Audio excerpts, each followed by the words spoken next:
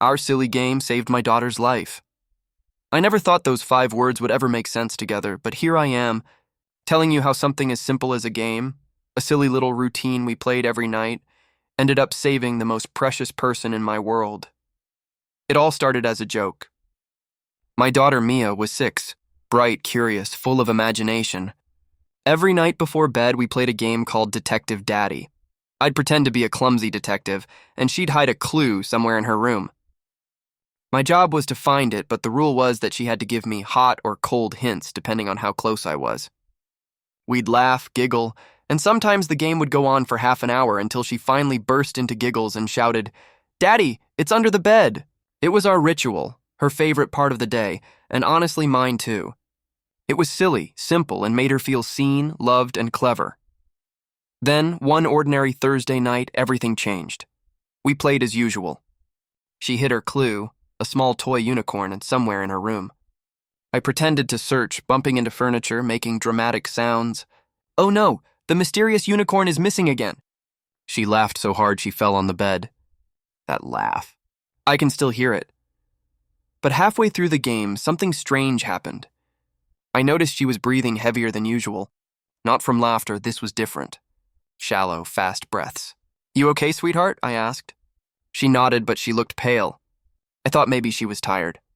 Still, something in me, that uneasy, quiet alarm parents know, made me pause. The next night, it happened again. During the game, she coughed and gasped a little. "Hot! You're hot, Daddy!" she said, laughing, but then she stopped mid-sentence, clutching her chest. My heart sank. I rushed to her. She was conscious, but her breathing was labored. We went straight to the hospital. The doctors checked her oxygen levels, dangerously low.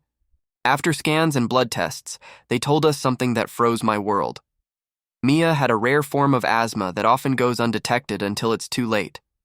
The doctor looked at me and said, "You're lucky you noticed it early." Lucky. That word hit me hard. Because if it weren't for our silly little game, I might not have noticed. She might have been sleeping through those symptoms, slowly struggling to breathe at night, and we'd have never known until it was too late. I sat in that hospital room holding her tiny hand, tears rolling down my face, realizing how fragile everything was. A simple game, a silly tradition, had just saved her life. Over the next few weeks, as she recovered, I kept thinking about how much we take small moments for granted. We think love has to be big, gifts, trips, achievements, but sometimes it's found in the tiny, ridiculous rituals we create with the people we love. Now, a year later, Mia's healthy. She still plays Detective Daddy, though now she's the detective and I'm the one hiding things. We laugh the same way. We cherish every giggle, every clue, every silly moment. And every time she finds the missing unicorn and shouts, "Daddy, you're so bad at this," I smile, not because of the game, but because that game reminds me how something so small, so ordinary, can turn into a miracle.